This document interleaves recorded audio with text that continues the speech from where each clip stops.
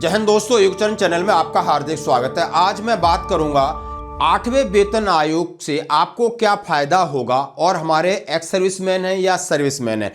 अब मैं ये कहना चाहता हूं और बोर्ड पर आपको समझाने की कोशिश करूंगा कि 1 जनवरी 2026 के बाद जो रिटायर्ड हो रहे हमारे सैनिक हैं, यानी उस पीरियड में, यानी 1 जनवरी 2028 तक 2 साल में रिटायर्ड होंगे, तो उन्हें उनकी पेंशन में क्या फायदा होगा, ग्रेच्युटी में क्या होगा, कम्यूटेशन कैसे होगा, बाद में उन्हें एरियर कैसे मिलेगा। ये बहुत सारे लोग हमसे सवाल पूछ रहे हैं।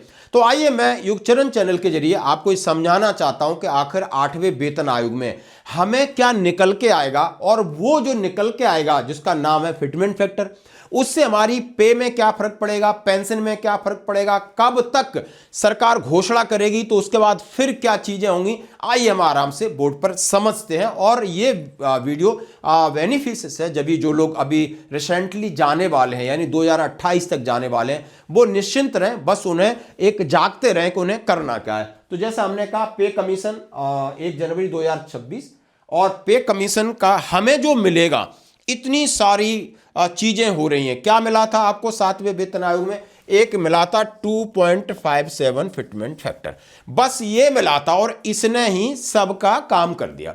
अब सबका क्या काम किया, यानी इसका डेट ऑफ इंप्लीमेंट कब है? 1 जनवरी 2026। अब ये बेस ईयर लिया जाएगा दिसंबर 2025 का बेस ईयर। अब इस बेस ईयर से क्या कैलकुलेट होगा कि आपकी बेसिक पे कितनी है, यानी बेसिक पे कितनी है, मिलिट्री सर्विस पे को क्या है, और आपकी बेसिक पेंशन कितनी है।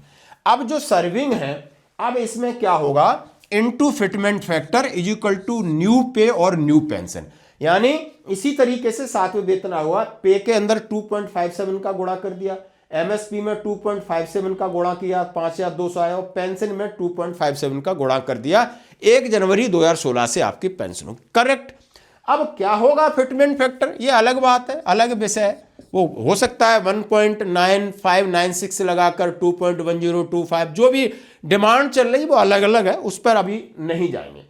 फिर क्या होगा, अब ये डीए-डीआर आपका 0 हो जाएगा जुलाई 2026। अच्छा, और उसके बाद आपको एरियर भी इसका मिलेगा, तमाम चीजें। अब थोड़ा सा इधर आते हैं, अब इसकी घोषणा कब संभव है? 1 जनवरी 2028 को इसकी घोषणा हो सकती है, यानी होने के पूरे चांस है। जैसे कि 18 महीने उन्होंने पे कमीशन को दिया है और 6 महीने उन्होंने गवर्नमेंट ने अपने पास रखा है। तो अभी तक इसका सिलसिला 16 जनवरी 2025 से शुरू हुआ था, 26 आ गया, कोई ग्राउंड में काम और मीटिंग कुछ नहीं हुआ है, 1 साल ऐसी निकल गई। अब 18 महीने, लगभग 18 महीने अभी से जोड़ लेते हैं तो आप समझ सकते तो मिड 2027 होगा। फिर आप 6 महीने और ऐड कर लेते हो भारत सरकार के, तो आपको 2028 हो जाती है। अब मैं ये कहना चाहूंगा, सबसे बड़े सवाल आ रहे हैं कि जो रिटायरमेंट होने वाले हैं 2 साल के अंदर, जनवरी और 2026 और 2027 के, उन लोगों को क्या मिलेगा, उसके बाद उनका क्या संशोधन होगा, किस प्रकार का। अब उन्हें क्या मिलेगा, मंथली पेंशन 50% ऑफ लास्ट पे ड्रॉन से मिलेगी, जो अभी चल रहा है, और ये 2 साल इसी हिसाब से आपका डीए बढ़ता रहेगा, इसी से हिसाब से आपका इंक्रीमेंट, जो सर्विस इंक्रीमेंट लगता रहेगा, जो सर्विंग में, ये कहानी चलती रहेगी। लेकिन जब पे रिवीजन होगी तो 1 जनवरी 2026 होगी, फिर उल्टा थोड़ा सा बैक कैलकुलेशन होगा, वो बात की बात है। तो ग्रेच्युटी भी आपको मिलेगी, और ग्रेच्युटी वही है कि जो सीलिंग हाइट अभी परमानेंट 25 लाख के हिसाब से।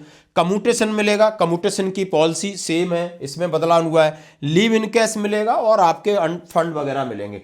तो ये सारे 7th सीपीसी के हिसाब से ही आपको मिलेंगे। और उस समय आप रिटायर्ड भले हो रहे हो, लेकिन 8वां वेतन आयोग में हो, लेकिन लागू नहीं हुआ है, इसलिए चीजें वही क्यों रही।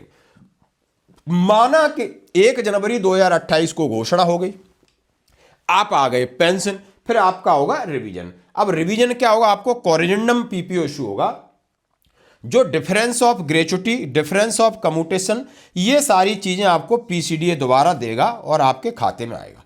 लीव इन कैश का पैसा आपका पीओआर देगा, और एरियर ऑफ पे एंड एमएसपी, जो भी एरियर आपका बन रहा है, ये आपको सारा पीओआर की तरफ से आएगा। यानी ग्रेच्युटी और कम्यूटेशन आपको पीसीडीए, और लीव इन कैश और पे में जो फर्क का एरियर है वो आपको कोरिजेंडम पीपीओ आएगा, और अलग से आपको आपका पीएओआर ये देगा। यानी आप दोबारा इस एकदम आपका स्ट्रीम हो जाएगा। अब आप यहां लेके आए और यहां तक आपको थोड़ा जागना पड़ेगा कि भाई क्या चीज चेंज हुई है और क्या आगे होगी, उसके लिए हमें पहले से जागना पड़ेगा। जैसी घोषणा होती है तमाम चीजें लोग फोन करते हैं, ग्रेवियंसेस डालते हैं, क्योंकि सिस्टम बहुत बड़ा है, कहीं ना कहीं छोटी मोटी चूक होती रहती है। अब आइए बात करते हैं इधर जैसा हमने आपसे कहा कि एरियर आपको 2 साल का मिलेगा। अब 2 साल का इधर भी मिलेगा, आप पे 2 साल का एरियर मिलेगा और वो आपका 2026 और 27 का होगा। अब इसमें होगा क्या कि जो आपकी पेंशन है, अब मैं पेंशनर्स के ऊपर आ जाता हूं। दिसंबर 2025 में आपकी पेंशन है और जो फिटमेंट फैक्टर निकल के आएगा उससे गुणा कर दिया जाएगा, वो आपकी न्यू पेंशन बन जाएगी 1 जनवरी 2026 से। 1 जनवरी 2026 से 1 जनवरी 2028 तक 7वें वेतन आयोग की आपने जो लिया वो आपका ओल्ड पेंशन है, और old pension OROP 3 into old DR के साथ होगी। न्यू पेंशन नए फिटमेंट फैक्टर और डीए रीसेट करके होगी, और जो डिफरेंस होगा उसमें 24 का गुणा कर दिया जाएगा, वो आपको 2 साल का एरियर मिलेगा। यानी 2 साल का एरियर मिलेगा। यानी पेंशनर्स के लिए इस तरीके से कैलकुलेशन है। सेम पे और एमएसपी का है, पे का भी है, पे इंटू फिटमेंट फैक्टर। जो आपकी 2 साल की आपका एरियर है वो आपको किस हिसाब से, आपको पता ही, आप सर्विंग है, रिटायर्ड नहीं आए, तो आपकी पे के अंदर जो फर्क पड़ेगा, फिर आपकी एमएसपी में जो फर्क पड़ेगा, और वो कैलकुलेशन होके आपको 2 साल का एरियर मिलेगा। 2 साल का एरियर मिलेगा। और सेम चीज डीए में होगी। अब डीए को रीसेट करेंगे, यानी रीसेट हो जाएगा 1 जनवरी 2026 को, और डीए की पहली किस्त आएगी 1 जुलाई 2026 को, 1 जुलाई 2026 को।